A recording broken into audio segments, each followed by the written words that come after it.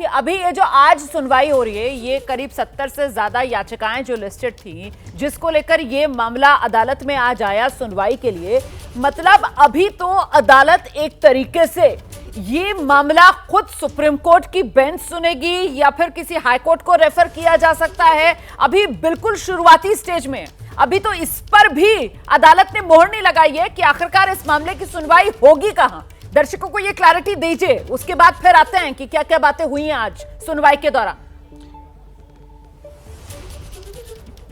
बिल्कुल रोमाना, देखिए कोर्ट ने जब जो सुनवाई की शुरुआत की है उस शुरुआती 10-15 मिनट में ही साफ कर दिया है कि अभी हम जो सुनवाई कर रहे हैं वो एडमिसिबिलिटी पर कर रहे हैं। इसका क्या मतलब हुआ? इसका मतलब ये हुआ कि इन याचिकाओं पर जो 72 अब तक याचिकाएं आ चुकी हैं, अभी कई और आ सकती हैं, तो इन याचिकाओं पर सुनवाई सुप्रीम कोर्ट करेगा नहीं करेगा, इसको सुप्रीम कोर्ट सुनवाई के लिए स्वीकार कर रहा है या नहीं कर रहा है। तो आज जो 2 घंटे की बहस हुई है ये एडमिसिबिलिटी पर हुई है, यानी कि सुप्रीम कोर्ट ये जो देख रहा है कि ये याचिकाएं सुप्रीम कोर्ट जो सुनवाई लायक मानता है या नहीं मानता है, और अब उसके बाद में सुप्रीम कोर्ट तय करेगा कि इन याचिकाओं पर सुनवाई आगे बढ़ानी है तो कैसे बढ़ानी है। हालांकि जो तुषार मेहता हैं सॉलिसिटर जनरल, उन्होंने इस बात का जिक्र जरूर किया कि हमको जो है आप नोटिस जारी कर दीजिए, हम 2 हफ्ते में जवाब दे देंगे और उसके बाद में आप इसकी रोजाना सुनवाई कर लीजिए या तेज गति से सुनवाई आगे बढ़ा दीजिए। तुषार मेहता ने इस बात का जिक्र जरूर किया है, लेकिन सुप्रीम कोर्ट ने अभी तक किसी तरह का नोटिस जारी नहीं किया है और उसका मतलब साफ है कि सुप्रीम कोर्ट अभी ये देख रहा है कि इन मामलों को सुनवाई योग्य माना जाए या नहीं माना जाए। और ऐसे में फिर मैं दोहरा देती हूं दर्शकों के लिए कि अभी ये एडमिशन स्टेज के लिए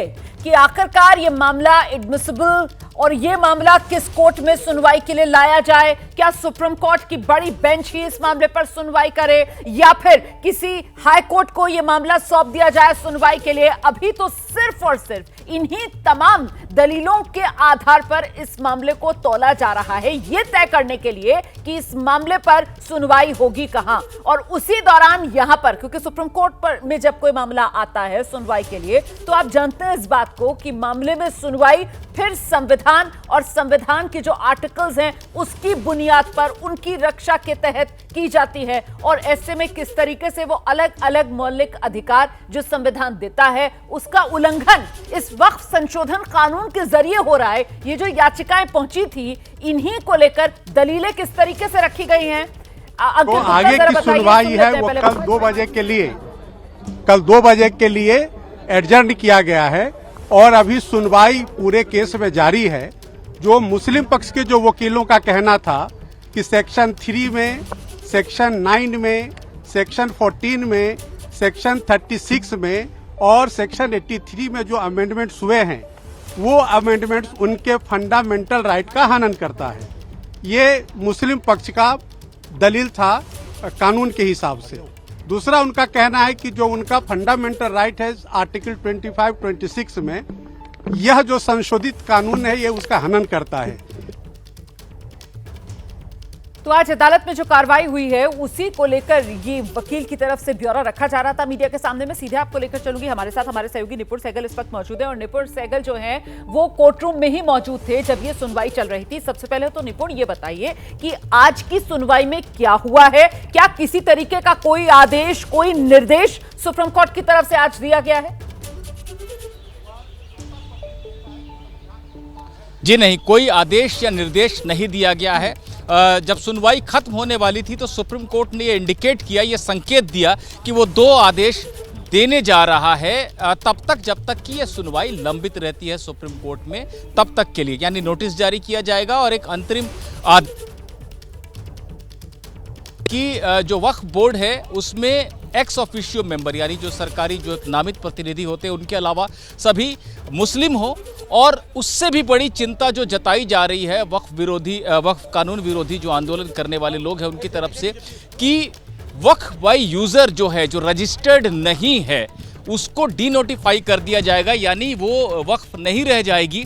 तो सुप्रीम कोर्ट का कहना था कि जब तक सुनवाई लंबित रहती है यहाँ पर तब तक सरकार ऐसा कोई काम नहीं करेगी, क्योंकि अभिषेक मनु सिंघवी जो मुस्लिम पक्ष की तरफ से बोलने के लिए खड़े हुए थे, उन्होंने कहा कि 8 लाख वक्फ संपत्तियों में से 4 लाख तो यूं ही चली जाएगी, ऐसी आशंका उन्होंने जताई थी।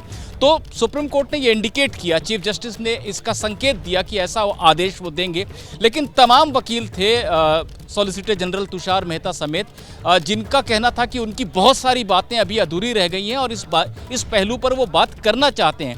ऐसे में कोर्ट ने कल दोपहर 2 बजे के लिए फिर से सुनवाई तय कर दी है और कहा है कि जिन लोगों की बातें रह गई हैं वो अपनी बातें कहें। लेकिन मैं जरा सा आपको रोक दूं। निपुण सहगल याचिकाकर्ता इस मामले में आम आदमी पार्टी के नेता अमानतुल्लाह क्या कह रहे हैं, सुनते हैं। बिल्कुल बिल्कुल उम्मीद है, और जिस तरह से ये वक्फ की ज़मीनों को कब्जा करने के लिए ये एक्ट लाया गया है, उस पर कहीं ना कहीं हमें पूरी उम्मीद है इसमें राहत मिलेगी। ठीक है, लेकिन कोर्ट की तरफ से ये भी चिंता जताई गई कि जैसे दिल्ली हाई कोर्ट की जमीन पे भी वक्फ का दावा किया गया है, इस तरह के भी मुद्दे होते आए। मैं वहाँ चेयरमैन रहा हूँ, हमने अभी ऐसा कभी नहीं, देखिए कोई भी आदमी खड़े होकर के मीडिया के अंदर कह दे, देखिए वक्फ की यहाँ पर दिल्ली के अंदर 1977 प्रॉपर्टीज़ हैं और सबका गज़ट नोटिफिकेशन है, वो सब जो है गज़ट में है और एरिया भी गज़ट के अंदर है। जबकि मैं चेयरमैन था तो हमने सारे केसेस जीते।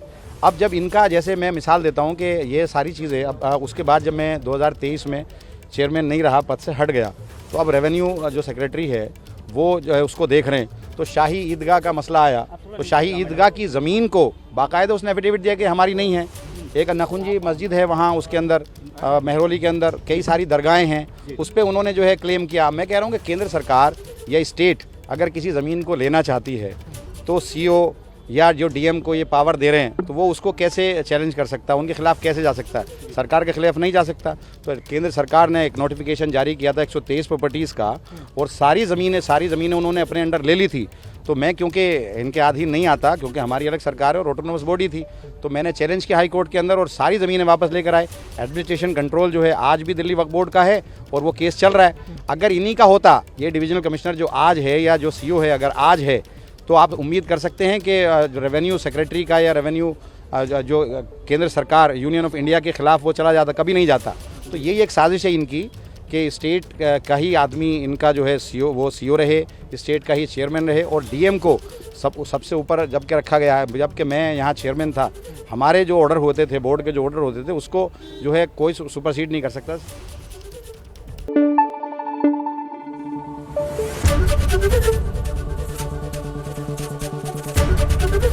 एबीपी न्यूज़ आपको रखे आगे।